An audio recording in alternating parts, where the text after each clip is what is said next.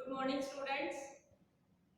कल की क्लास में मैंने आपको solution of system of linear algebraic equations के बारे में बताया था, जिसमें दो मेथड बताए थे, डायरेक्ट और इटरेटिव मेथड। डायरेक्ट मेथड जो आपका था उसके अंदर हमने कौन सा मेथड पढ़ा था? गॉस एलिमिनेशन मेथड पढ़ा था। और इटरेटिव के अंदर मैंने दो मेथड बताए थे, Jacobi method and Gauss Seidel method. तो जैकोबी मेथड हम कल पढ़ चुके हैं, उसी क्वेश्चन को आज हम गॉस सीडल मेथड से सॉल्व करेंगे। तो Gauss Seidel method same question मैंने दिया है, जैसा कि मैंने कल बताया था कि जैकोबी और गॉस सीडल मेथड के अंदर सिस्टम को आपको पहले डायगोनली डोमिनेंट बनाना है। डायगोनली डोमिनेंट की कंडीशन आपको ध्यान होगी, क्या था कि डायगोनल के जो एलिमेंट्स आ रहे हैं आपके, वो अदर एलिमेंट्स के सम से बड़ा होना चाहिए। जैसे 3 और 2 5 है, तो ये 8 आ गया, ये 11 और ये 4 और 5 है, तो 11 बड़ा हो गया। इधर 6 1 और 1 2 और इधर 4 है, तो ये आपका 4 हायर हो गया। तो इसका मतलब कि सिस्टम आपका डायगोनली डोमिनेंट हो गया है। अगर नहीं है तो पहले आपको डायगोनली डोमिनेंट जैसा कि कल अपन ने किया था करना है। उसके बाद अब जब हम मेथड लगाएंगे तो जैकोबी और गॉस सीडल में जो फर्क होगा वो आपको देखना है कि क्या चेंज आएगा जैकोबी और गॉस सीडल में। ठीक है, तो देखिए कि सिमिलरिटी प्रोसेस आपको वही लगाना है कि अपन ने फर्स्ट इक्वेशन से x की वैल्यू, सेकंड इक्वेशन से y की वैल्यू और थर्ड इक्वेशन से z की वैल्यू फाइंड की थी। तो सिस्टम आपका देखो किस तरीके का बन जाएगा। फर्स्ट इक्वेशन से x 1/8 20 plus 3y minus 2z।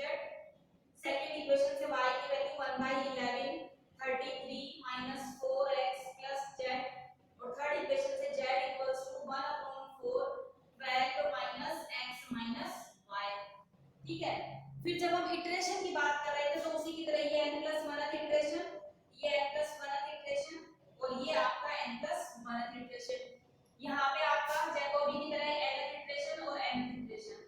अब जैकोबी और गॉस सीडल में जो मेन डिफरेंस है उसकी तरफ ध्यान दो कि देखो कि जब हम n+1th इटरेशन फाइंड कर चुके करेंगे तो यहाँ से x की वैल्यू आ चुकी होगी अपने पास में, तो y का जब n+1th इटरेशन फाइंड करेंगे तो हमें x की नई वाली वैल्यू जो इस इटरेशन पे आई है वो पुट करवानी है। जैकोबी में यहाँ पे मैंने nth इटरेशन ही लिखा था, जबकि गॉस सीडल के अंदर यहाँ पे n+1th इटरेशन क्योंकि x की नई वैल्यू आ चुकी है। तो फर्क इतना ही है कि गॉस सीडल के अंदर जिस वेरिएबल की वैल्यू आ चुकी होती है, लेटेस्ट वैल्यू जो होती है वो आपको पुट करानी होती है। ठीक है, और z की आपके पास में लेटेस्ट वैल्यू कितनी है? nth है, तो आपको nth लिखना है। फिर जब हम z का n+1th इटरेशन फाइंड करेंगे तो तब आप देखो कि x की भी नई वैल्यू आ चुकी है, y की भी नई वैल्यू आ चुकी है, तो यहां पे फिर दोनों टाइम क्या आ जाएगा?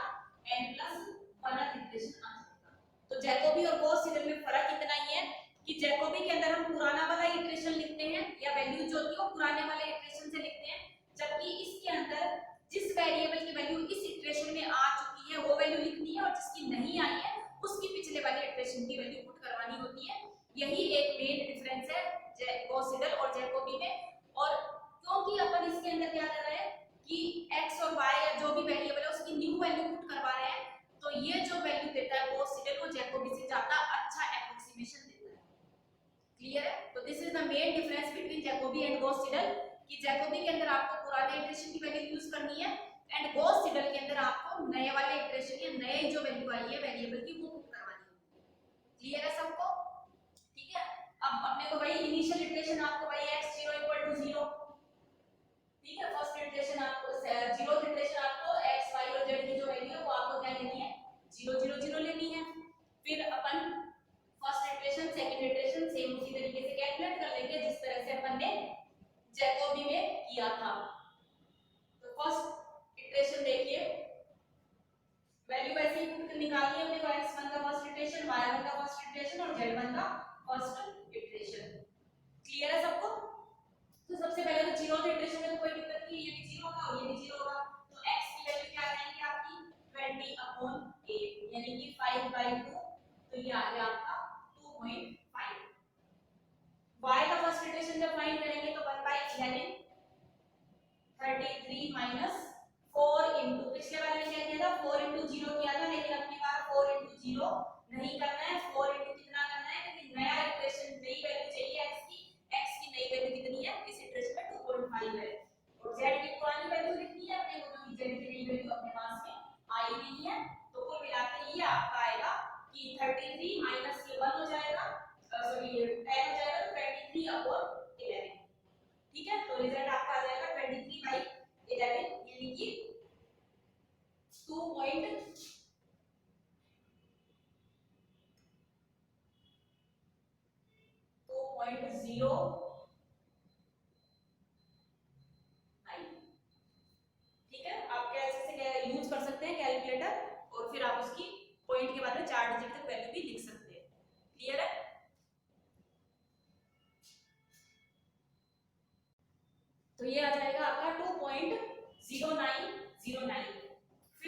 वैल्यू जब फाइंड करनी है तो 1/4 12 माइनस x की वैल्यू कितनी थी 2.5 माइनस y की वैल्यू 2.0909। इसको सिंपलीफाई कर लेते हैं और इसकी वैल्यू चेक कर लेते हैं कि वैल्यू कितनी आएगी। तो वैल्यू देख लीजिए कितनी आएगी आपकी, आप कैलकुलेटर यूज कर लीजिए।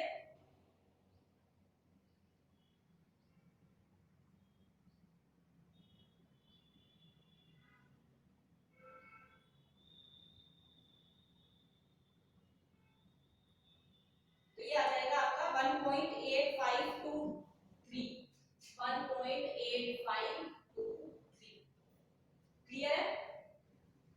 ठीक है, ये आ गया आपका फर्स्ट इटरेशन। अब आते हैं अपन सेकंड इटरेशन में। सेकंड इटरेशन देखो क्या आएगा, x का सेकंड इटरेशन, y का सेकंड इटरेशन और z का सेकंड इटरेशन। ठीक है, तो वैल्यू देख लीजिए क्या करना है अपने को, सेकंड इटरेशन की बात करनी है।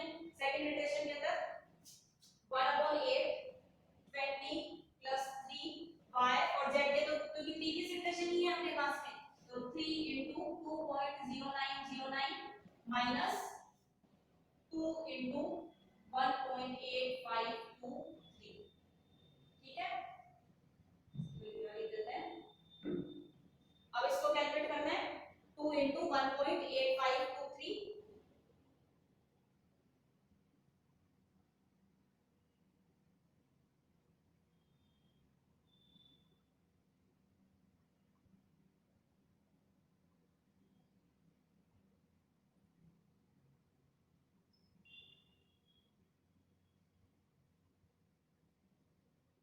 तो ये आ गया आपका 2.8210 ये 11 2.8101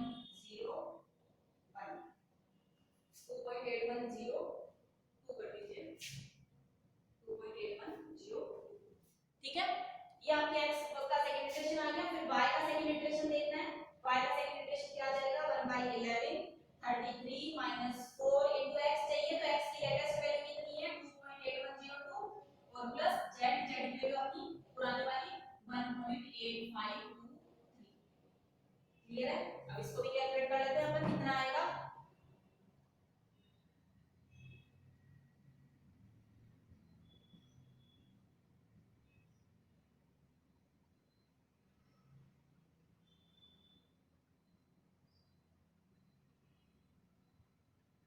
तो ये आ गया 2.1425 2.1425। ठीक है, फिर z का थर्ड इटरेशन, तो प्रोसेस आपको समझ आ गया होगा कि फिर z के थर्ड इटरेशन में क्या आ जाएगा 1/4 और 12 माइनस 2.8102 माइनस 2.1425। ठीक है, तो इस तरह से यहाँ से z का थर्ड इटरेशन, z की थर्ड वैल्यू आ जाएगी। और आपको ये प्रोसेस मैंने बताया था कि या तो तब तक करना है जब तक की वैल्यू रिपीट नहीं हो जाती है, सेकंड इटरेशन में x y z की वैल्यू थर्ड इटरेशन से मैच नहीं होने लग जाए, सॉरी सेकंड इटरेशन चल रहा है, मैच नहीं हो जाए, या फिर आपको मिनिमम 4 इटरेशन तो करने ही करने हैं। यानी कि first iteration, second iteration, third iteration और फोर्थ इटरेशन तक आपको वैल्यू फाइंड करनी है। क्लियर है सबको? तो ये था हमारा गॉस सीडल मेथड, इस पे बेस्ड क्वेश्चन करने हैं। आप चाहे कंपेयर करा के देख सकते हैं कि एक आपने गॉस एलिमिनेशन से इस क्वेश्चन की वैल्यू फाइंड की थी, फिर आपने जैकोबी से करी और उसके बाद में आप गॉस सीडल से कर रहे हैं, तो आपको खुद पता चल जाएगा कि गॉस सीडल जो है, जैकोबी और गॉस सीडल में गॉस सीडल ज्यादा इंप्रूव्ड सॉल्यूशन देता है। क्लियर है सबको? तो इस पे बेस्ड क्वेश्चन करने हैं अपने को। ठीक है,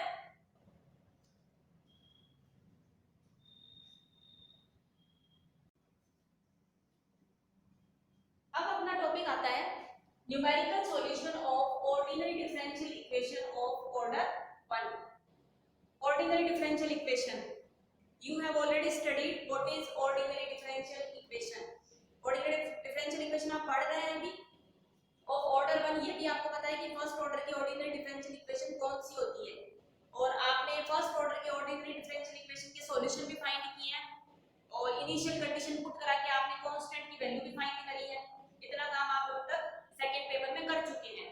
ठीक है, तो अब जैसे मान लीजिए कि आपके पास में कोई इस तरीके की ऑर्डिनरी डिफरेंशियल इक्वेशन आ जाए जिसका सॉल्यूशन तो फाइंड हो रहा है, या फिर जो इंटीग्रेट नहीं कर पा रहे हो आप, c की वैल्यू तो हम तब इंटीग्रेट कोऑर्डिनेट वैल्यू फाइंड करेंगे ना जब आपका कोऑर्डिनेट डिफरेंशियल इक्वेशन का सॉल्यूशन आ जाए।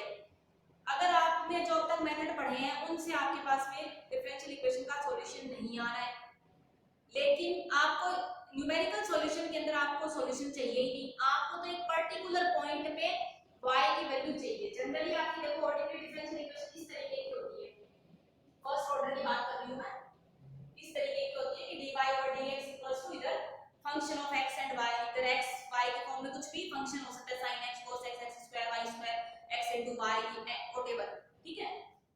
अब आपको क्या चाहिए कि dy over dx से सॉल्व करके y इक्वल टू कोई फंक्शन ऑफ x अपन निकालते हैं, ठीक है। और फिर इसमें c आता है तो c की भी इनिशियल कंडीशन या जो भी बाउंड्री कंडीशन गिवन है उससे c की वैल्यू फाइंड करते हैं। लेकिन यहाँ पे आपका टारगेट ये नहीं है, अगर आपको ये कह दिया जाए कि y की वैल्यू फाइंड करो 0.5 पे, यानी कि x इक्वल टू 0.5 पे y चाहिए आपको, y x की फॉर्म में क्या है इससे आपको कोई लेना देना नहीं है, आपको सिंपल क्या चाहिए कि y equal to x equal to 0.5 पर y की न्यूमेरिकल वैल्यू बता दो। तो आपके पास जो तरीके हैं उनसे तो आपके पास क्या है कि आप पहले y को x की फॉर्म में फंक्शन लाओगे, फिर उसमें y x equal to 0.5 put कराओगे, आपके पास तो यही मेथड है ना। अब आपको नया मेथड बताते हैं जहां पे आपको y इक्वल टू fx की फॉर्म फाइंड करने की जरूरत नहीं है, ठीक है।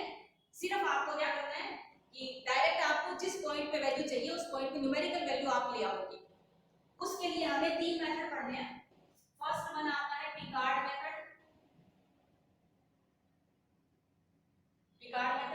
Second one is Euler's method और third one is Euler's modified method.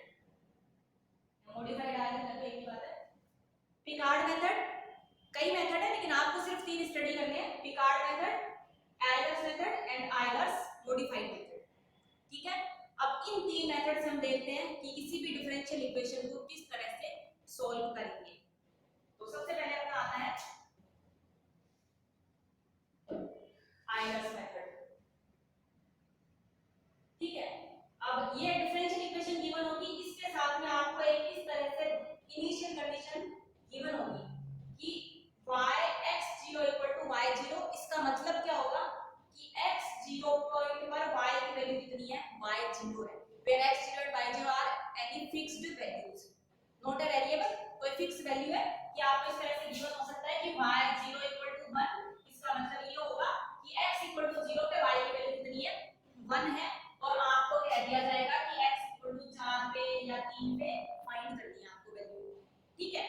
इसके साथ में एक आपको स्टेप साइज h गिवन होगा, क्या स्टेप साइज h का मतलब डिफरेंस, जैसे कि अपन जब वैल्यू फाइंड करेंगे ना तो डायरेक्ट भी कर सकते हैं, अदरवाइज हम क्या स्टेप बाय स्टेप चलेंगे। जैसे ये आपका इनिशियल पॉइंट है और ये आपका फाइनल पॉइंट है, ये आपका 0 है और ये मान लो कि आपको 4 तक जाना है, तो भाई 0 से 4 तक जाने के लिए डायरेक्ट 0 से 4 चले जाओ, क्या दिक्कत है, कोई मना थोड़ी कर रहा है आपको।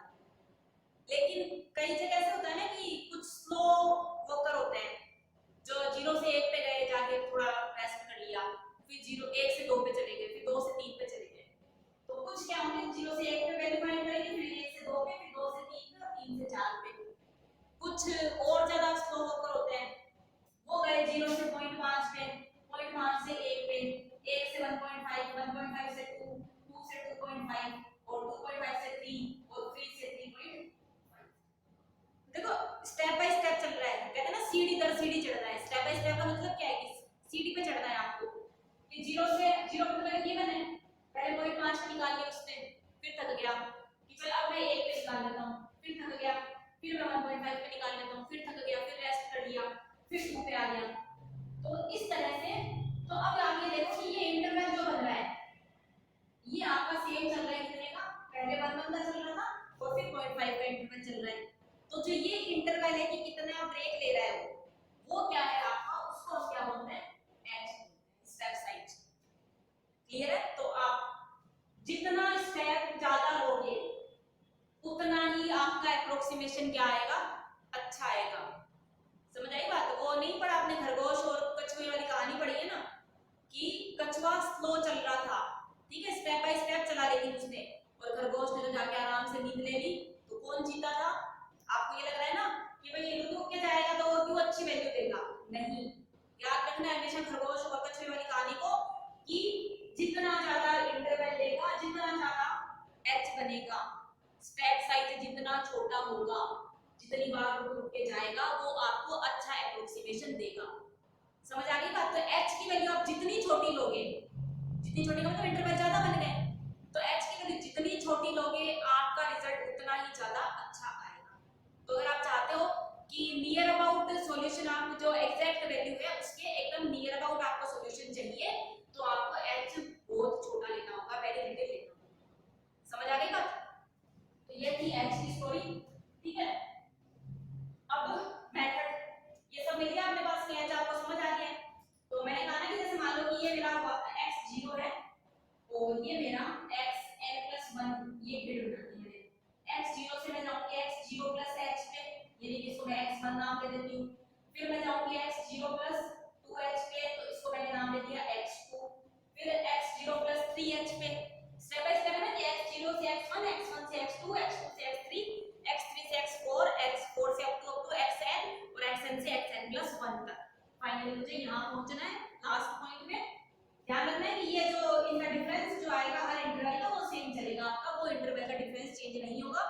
कि सीडी बनी हुई होती है ना कि 15 सीडी है, तो ऐसा थोड़ी होती कि एक सीडी की ज्यादा ऊंचाई है और एक की कम है फिर एक की ज्यादा, ऐसा नहीं होता है ना। जैसे घर में या कहीं भी सीढ़ियां बनी होती है तो उनमें हर स्टेप का डिफरेंस सेम होता है, तो उसी तरीके से हमारा भी हर स्टेप का डिफरेंस एच ही होगा, ठीक है। तो देखो सबसे पहले कि मैं वैल्यू किस पे आएगी, मेरे x0 पे गिवन है तो x1 पे आएगी। x1 पे जो वैल्यू आएगी मैं उसको नाम क्या दूंगी, y1 दूंगी, ठीक है। x1 पे जो वैल्यू आएगी उसको y1 नाम दूंगी। इसकी वैल्यू का फॉर्मूला क्या रहेगा, y0 hf of x0 y0। बात समझ आ गई कि फर्स्ट पॉइंट पे वैल्यू कितनी आएगी, y0 hf x0 y0 का मतलब क्या है कि dy और dx को एक तरफ करने के बाद में बाकी जो ये बच रहा है आपका फंक्शन ऑफ x y, वो आपका xy हो सकता है, x² माइनस y हो सकता है, कुछ भी हो सकता है। उसके अंदर आपको क्या करना है, ये है तो इसमें x की जगह x0 जो अपने को गिवन होगा और y की जगह y0, वो आपको वैल्यू पुट करवानी है, जो भी वैल्यू है y0 जैसे यहाँ पे ये गिवन है तो x0 की वैल्यू 0 हो गई और y0 की वैल्यू कितनी हो गई आपकी 1 हो गई, ठीक है। तो वो वैल्यू आपको इस फंक्शन के अंदर पुट करानी है, इसकी जो भी वैल्यू आती है वो यहाँ पुट करा देंगे, उस पर h जो भी आपका स्टेप साइज है 0.5 या 0.1 जो भी है उससे मल्टीप्लाई करा के उसमें y0 ऐड कर देंगे। तो फर्स्ट पॉइंट पे आपकी y की वैल्यू आ गई, जबकि मुझे तो लास्ट पॉइंट पे चाहिए, ठीक है।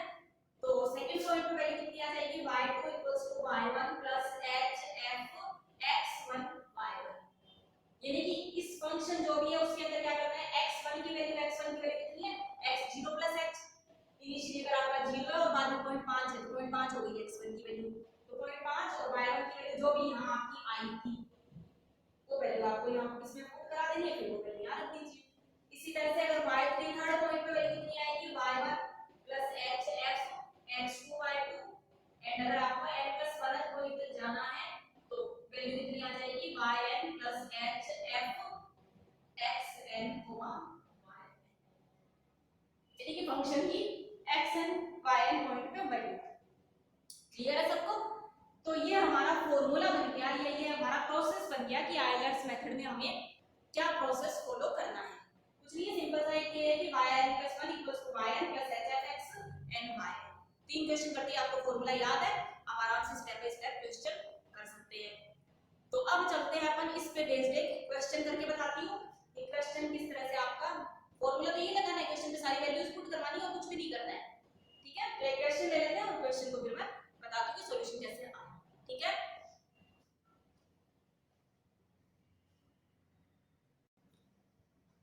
ये आपको फर्स्ट ऑर्डर की डिफरेंशियल इक्वेशन गिवन है, dy और dx x y2 y0 1। y0 1 का मतलब क्या है कि इनिशियल पॉइंट x बराबर 0 पर y की वैल्यू कितनी है, 1 है, और ये आपका क्या बन जाएगा, f of xy फंक्शन बन गया, ठीक है। अब आपको वैल्यू जो फाइंड करनी है वो किस पे करनी है, x 0.11। समझ आ गई बात, x 0.1 पर वैल्यू फाइंड करनी है। अब या तो पर्टिकुलर क्वेश्चन में गिवन होगा कि आपको h इतना ले लेना है, या फिर आपको गिवन होगा कि 4 स्टेप में या 5 स्टेप में आपको वैल्यू फाइंड करनी है, तो उस अकॉर्डिंग आप h ले लीजिए। अगर मेरे को ये कह दिया जाता है कि 4 स्टेप में आपको वैल्यू फाइंड करनी है, 4 स्टेप में वैल्यू फाइंड करने का मतलब क्या है, ये 0, ये आपका पॉइंट 1, यहाँ पे तो वैल्यू दे रखी है, यहाँ पे मुझे फाइंड करनी है, उसको 4 स्टेप में करनी है, नहीं 4 हिस्सों में बांट दो इसको। पहला कितना हो गया 0.5, सॉरी 0.05, 0.025 और 0.07। ओके, 4 स्टेप 1 2 3 4, ठीक है। तो ये 4 स्टेप के अंदर first step, second step, third step पे वैल्यू और ये फोर्थ स्टेप पे वैल्यू, ठीक है। तो अगर यहाँ पे मैं यही देती हूँ कि 4 स्टेप में वैल्यू फाइंड करनी है तो 0.025 ये मेरी क्या आ गई h की वैल्यू आ गई। क्लियर है सबको यहाँ तक, ठीक है ना। बात समझना है ना कि करना क्या है। अब कुछ नहीं, फॉर्मूला आपके सामने आया हुआ ही था। अब देखो कि सबसे पहले y0 फर्स्ट, ये y0 बन गया, ये y1 बन गया, ये y2 बन जाएगी, यहाँ पे वैल्यू, यहाँ पे वैल्यू y3, ये y4, ये आपका x0 है, ये आपका x1 बन गया, ये आपका x2 बन गया, ये आपका x3 बन गया और ये आपका x4 बन गया। तो x4 पर आपको वैल्यू फाइंड करनी है, यानी कि आपको y4 फाइंड करना है।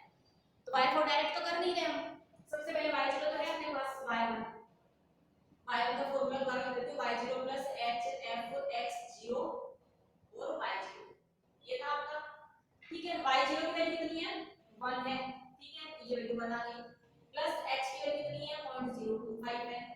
अब आता है x0 y0, तो fxy ये था, इसके अंदर x की जगह x0 की वैल्यू और y की जगह y0, x0 की वैल्यू कितनी है आपके पास में 0 है, ठीक है, माइनस y0 की वैल्यू कितनी है आपके पास में 1 है, तो -1 का स्क्वायर, ठीक है। इसको कैलकुलेट कर लीजिए तो आपका कितना आ जाएगा 0.975, भाई ये 1 के साथ मल्टीप्लाई हो जाएगा तो 1.025, 1 माइनस 0.025 कितना हो जाएगा 0.975।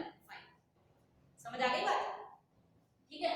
अब y2 के लिए क्या बन जाएगा y1 plus hf x1 y1 की वैल्यू कितनी आ गई 0.975 प्लस 0.025 h x1 की वैल्यू कितनी है आपके पास में, यहाँ रखना है ना अपने को 0.025 माइनस y1 का स्क्वायर यानी कि 0.975 का होल स्क्वायर, ठीक है। इसको कैलकुलेट करेंगे, आप कैसे से कैलकुलेट कर लीजिएगा 0.9519, ये आपकी इसकी वैल्यू आ जाएगी। भाई वैल्यू तो पॉइंट के बाद में आगे भी 2 डिजिट आएंगे, तो मैंने पहले भी बताया था कि आप वैल्यू को पॉइंट के बाद में 4 डिजिट तक रिड्यूस कर दीजिए। क्लियर, तो ये आ गया y2 की वैल्यू यानी कि यहाँ पे वैल्यू आ गई 0.05 पे, फिर y3 तो y2 plus hf x2 y2 की वैल्यू 0.9519 प्लस h की वैल्यू कितनी आएगी आपके पास में 0.025, x2 की वैल्यू कितनी है 0.05 माइनस y2 का स्क्वायर यानी कि 0.9519 का होल स्क्वायर, ठीक है। इसको सिंपलीफाई करोगे तो वैल्यू आ जाएगी 0.9301, ठीक है। क्लियर है सबको। फिर y4 पे वैल्यू देखते हैं, y4 पे वैल्यू देखिए क्या आएगी y3 plus hf x3 y3, ठीक है। तो थोड़ा सा रफ कर देती हूँ,